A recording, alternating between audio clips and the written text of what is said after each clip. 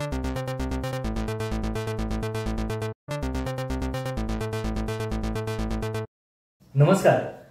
विद्यार्थी मित्रांनो, प्रभू मॅथ्स चॅनलवर तुम्हा सर्वांचं मनपूर्वक हार्दिक स्वागत, सहर्ष स्वागत। आज आपण व्हिडिओ क्रमांक 65 मध्ये इयत्ता 9वी गणित भाग 1 मध्ये प्रकरण 4 रेशिओ अँड प्रपोर्शन गुणोत्तर व प्रमाण या प्रकरणातील आपण प्रॉब्लेम सेटला सुरुवात करणार आहोत।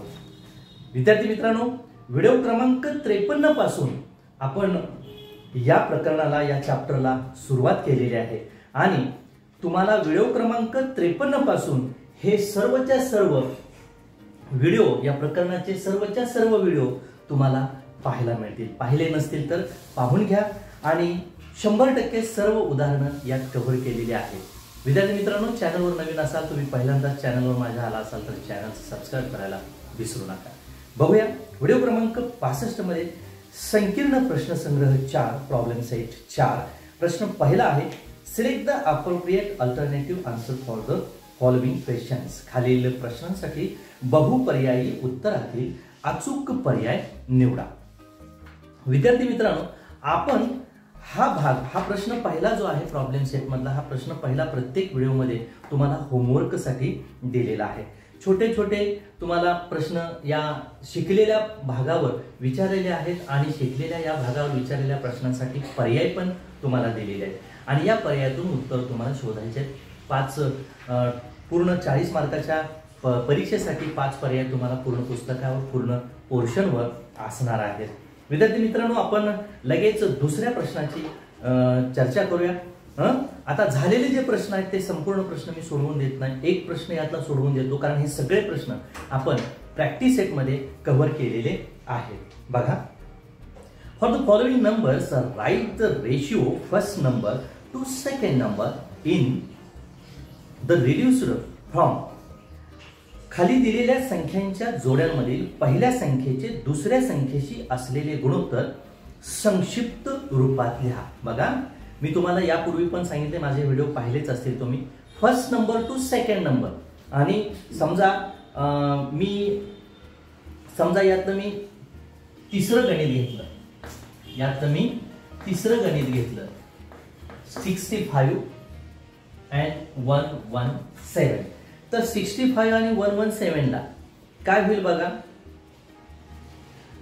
First second two second number, that is mean 65 as to 170। पण आहे असाच मी प्रश्न दिला, आय मीन आहे असेच अंक दिले, फिगर ठेवल्या आणि बदल केला टेस्ट मध्ये। काय, second number two first number, second number two first number असं जर सांगितलं तर मात्र तुम्हाला 170 as to 65 असं म्हणावं लागणार आहे। 170 as to 65 म्हणजे या पद्धतीत तुम्हाला हा विचार अभ्यास करावा लागेल। मग आपण ही गणित सोडवलेली आहेत, एक उदाहरण म्हणून मी घेतलेलं आहे। 13 5 65 आणि 13 9 17 117, 13 9 117 म्हणजेच या ठिकाणी 65 117 चं सिम्प्लिफाय काय होईल, रिड्यूस्ड फॉर्म काय होईल, 5 as to 9। आता तुम्ही यातलं पहिलं किंवा समजा आणखी मी 5वं गणित या ठिकाणी घेतो। बघा, 114 133, मग पहिली पायरी काय होईल, 114 133। बघा बरं, 19 सख 1400 आणि 19 7 3300। बघा, 19 सख 1400, 19 7 3300 म्हणजे 6 7। असंच तुम्हाला राहिलेलं आता पहिलं, दुसरं आणि चौथं करायचं। बघा, काळजीपूर्वक बघा, बघितल्यावर 100% लक्षात येते। अवघड असा हा भाग नाहीये, काळजीपूर्वक बघा। क्वेश्चन नंबर 3 काय सांगितलं बघा, पुढील गुणोत्तरे संक्षिप्त रूपात लिहा। Right the following ratio in reduced form. आता ही जी गुणोत्तर आहेत याच्या बाबतीतली जे युनिट्स आहेत, एकक आहेत, ती एकक एकसारखे पाहिजे। बघा, यामध्ये 3 गणित दिलेले आहेत। समजा यातलं मी दुसरं गणित घेतो, काय आहे बघा, आयताची लांबी 4 सेमी व रुंदी 3 सेमी असल्यास आयताच्या कर्णाच्या लांबीशी असलेले गुणोत्तर. The ratio of the diagonal to length of the rectangle having length 4 cm and breadth 3 cm. आता इथं तुम्हाला पहिल्यांदा कर्ण शोधून काढला पाहिजे. मग याच्यासाठी नॉर्मल आपण काय करूया मित्रांनो, क्वेश्चन नंबर थर्ड म्हटलं आपण दुसरं घेतलं. एक नॉर्मली आपण रेक्टँगल जर या ठिकाणी काढला, तुम्हाला समजण्यासाठी आपण हा रेक्टँगल काढला. या रेक्टँगलचा आपल्याला डायगोनल शोधायचा आहे. का डायगोनल शोधायचा आहे? कारण त्याचा रेशिओ आपल्याला शोधून काढायचा आहे, त्याचा रेशिओ आपल्याला रिड्यूस्ड करायचा आहे. मग ते रिड्यूस्ड करण्यासाठी आपल्याला डायगोनलच माहित नाही, मग डायगोनल आपण काढूया. आता या ठिकाणी ही 4 हे 3 दिलेला आहे, हे 4 दिलेला आहे. रेक्टँगलचा राईट अँगल असणारा each angle of rectangle is 90 degree and 90 degree, so 3 and 4 are respectively side of rectangle. Hence in Pythagoras प्रमेय लिहायचं इथं. म्हणून पायथागोरसच्या सिद्धांतानुसार पायथागोरसच्या सिद्धांतानुसार मग पायथागोरसचा सिद्धांत काय आहे? तर कर्णाचा वर्ग बरोबर कर्ण वर्ग बरोबर hypotenuse square is equal to side square plus side square. बघा मी एक सांगतोय इंग्लिश मधून, बाकीच्यानी तुम्ही लिहा सेमी वाल्याने. मग आता किंमत ठेवा, कर्ण तर शोधून काढायचाच आहे. मग मी या ठिकाणी म्हणेल 3 चा वर्ग अधिक 4 चा वर्ग 9 अधिक 4 चा वर्ग 16 बरोबर 25. दोन्ही बाजूची वर्गमूळ काढली तर आपला डायगोनल किती आला, हायपोटेनियस किती आला मित्रांनो? 5 आला. आता या कर्णाचं त्याच्या लांबीशी असणारं गुणोत्तर काढायचं आहे. बघा काय सांगितलंय बघा, the ratio of diagonal to its length of rectangle. म्हणून 5:2 लांबी काय आहे 4. मग इथं वाटल्यास वाक्य लिहा. म्हणून बघा आम्ही स्टार केलेल्या जागेवर वाक्य काय लिहा, म्हणून काय, आयताच्या कर्णाचे लांबीशी असलेले गुणोत्तर is equal to 5:4. The ratio of diagonal of the length of rectangle is equal to 5:4. Okay, अशाच पद्धतीनं पहिलं करा. वर्तुळाची त्रिज्या व व्यास यांचे गुणोत्तर radius to the distance of circle. Radius to the diameter of circle. आता diameter that is mean r as to d, that is mean r is equal to d is equal to 2r. why? तर व्यास हा त्रिज्येच्या दुप्पट असतो, म्हणून r ला r जर cancel झाले तर उत्तर येईल 1:2 एकास 2. समजलं? बघा लक्षात येते का? सोपी आहेत गणित, सगळी गणित सोपी आहेत. वही पेन घेऊन जर बसला असाल मित्रांनो तर 100% सर्व गणित तुमच्या लक्षात आल्याशिवाय राहणार नाही. आणि लिहून घ्या, नुसतं ऐकू नका. गेले 27 वर्ष म्हणजेच आता हे 28वं वर्ष, 28 वर्ष मी गणिताचंच अध्यापन करतोय. त्याच्यामुळे अनुभवाचा पुरेपूर उपयोग तुम्ही करून घ्या. त्यातनंही माझं काही अनावधान होत असेल, माझ्या काही अजाणतेनं चुका झाल्या असतील तर त्या पण दुरुस्त करा. ठीक आहे, चला पुढे जाऊया. प्रश्न तिसऱ्यातला आता मात्र तिसरा आकडा तुम्ही शोधून काढा, चौरसाच्या बाजूचा क्षेत्रफळाचं गुणोत्तर. Question number 4. क्वेश्चन नंबर 4 काय दिलाय? पुढील संख्या पारंपरिक प्रमाणात आहेत का ते ठरवा. Check whether the following numbers are continued proportion. आता continued proportion, what is mean continued proportion? Suppose A, B, C, these are 3 numbers and these are in as म्हणजे हे खालील प्रमाण आहे. मग हे खालील प्रमाण असेल तर ह्याला पारंपरिक प्रमाणात म्हणायचं. कधी कधी हे असं सुद्धा आहे, त्यावेळेला सुद्धा ह्याला कंटिन्यूड प्रपोर्शन म्हणायचं आहे. मग कंटिन्यूड प्रपोर्शनचा अर्थ तुम्हाला हा जो मधला अंक आहे मीन प्रपोर्शनल आहे, तो मीन प्रपोर्शनल जर आपण स्क्वेअर केला is equal to product of N term, तर मात्र लक्षात घ्या त्या संख्या परंपरित प्रमाणात आहेत असं आपण म्हणणार. समजा या ठिकाणी आपणाला क्वेश्चन नंबर 4 त्यातलं पहिलं 2 4 8 दिले. मग या ठिकाणी म्हणा मध्यम पदाचा वर्ग बरोबर 2 गुणिले 8. मग इथं म्हणा 4 चा वर्ग बरोबर 2 गुणिले 8 16 येईल. 16 बरोबर 16. दोन्ही बाजू 16 16 समान आल्या म्हणून म्हणा 2 4 8 ह्या परंपरित प्रमाणात आहेत हे सिद्ध किंवा परंपरित प्रमाणात आहे. कधी म्हणायचं जर दोन्ही बाजू समान आल्या तर. सेमीनं काय वाक्य लिहायचं hence 2 4 8 is continued proportion. Okay.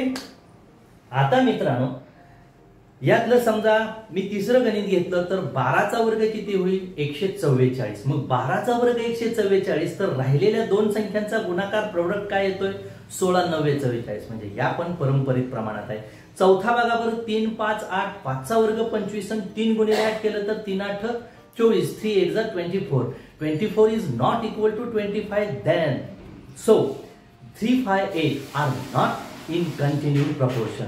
मग आता दोन्ही बाजू समान आल्या नाहीत म्हणून 3 5 8 या संख्या परंपरित प्रमाणात नाहीत हे असं आपल्याला म्हणावं लागेल.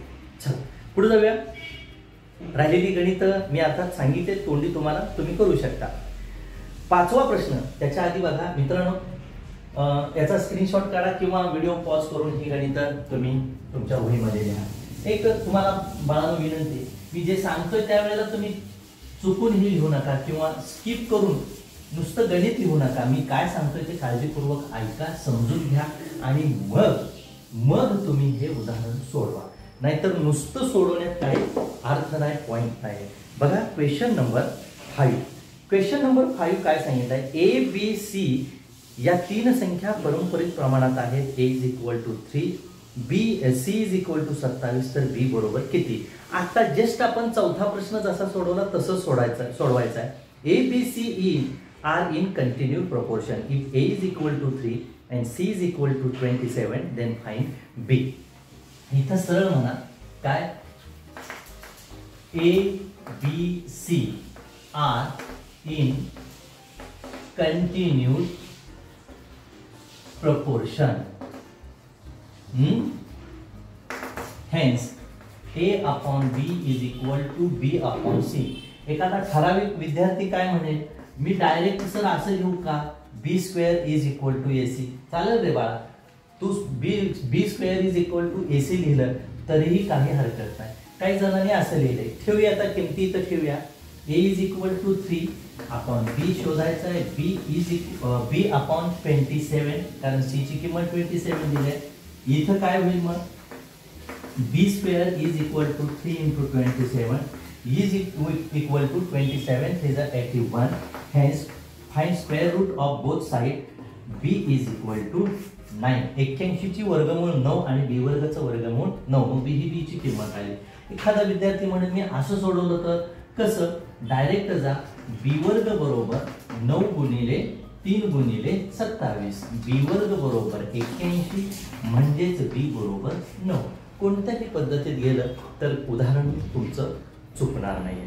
ओके चला क्वेश्चन नंबर 6 काय सांगितले बघा पुढील गुणोत्तरे शतमान रूपांतरात करा.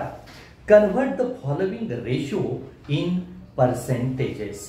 आता पर्सेंटेजेस मध्ये कन्व्हर्ट करत असताना आपला जो डिनोमिनेटर आहे हा 101% 100 आला पाहिजे आणि तो 100 नसेल तर 100 येण्यासाठी आपल्याला काय करावं लागतंय हे बघायचं. That is mean in convert percentages.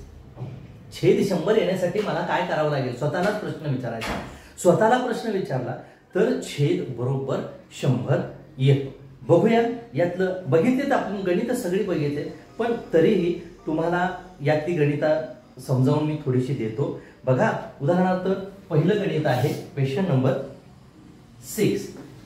थोडी वेगळी वाटतात गणित. 37 100 पहिलं गणित आहे. Hence 37 upon 500. मग मला काय करायचं आहे 100 इथं आणायचं आहे म्हणून मी म्हणणार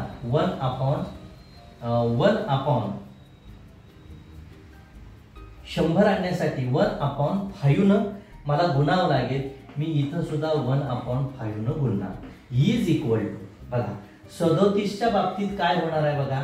5 7 35 5 7 जा 35 5 7 जा 35 2 राहतात म्हणजे पुन्हा 5 चोक 20 आपण या ठिकाणी होईल 5 1 5 5 1 5 5 0 0 म्हणजे 7.4%. म्हणजे काय होईल 7.4% आणि 7.4% या उत्तरानं आपलं अर्थात हे गणित संपलं. आता बघूया 5/8.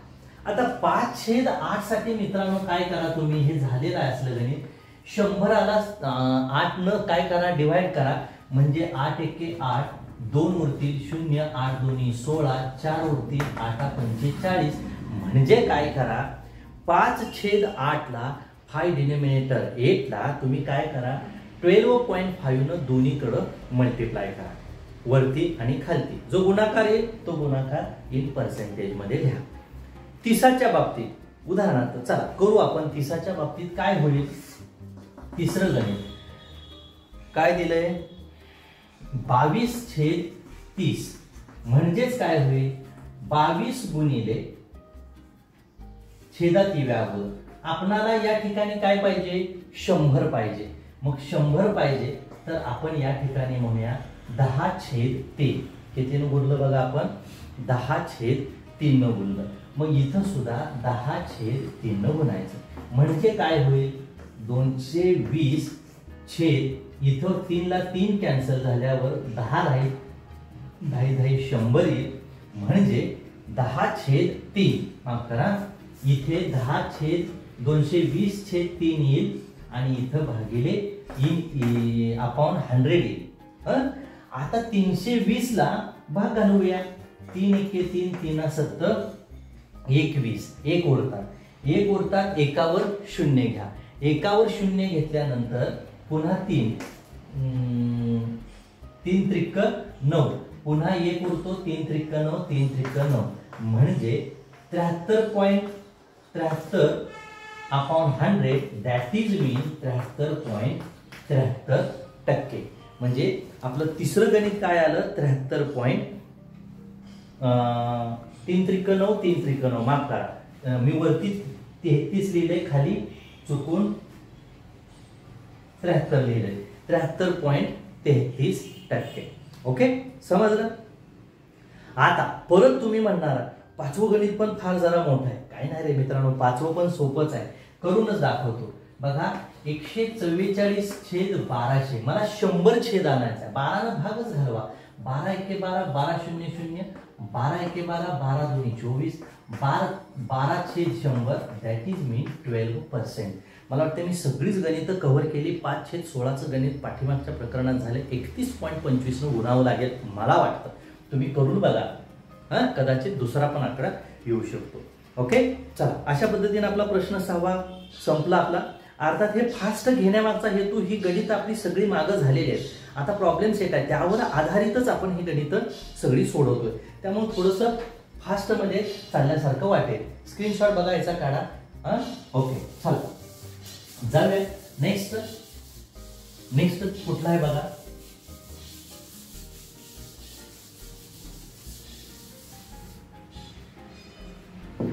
नेक्स्ट क्वेश्चन नंबर 7 काय सांगितलं बघा.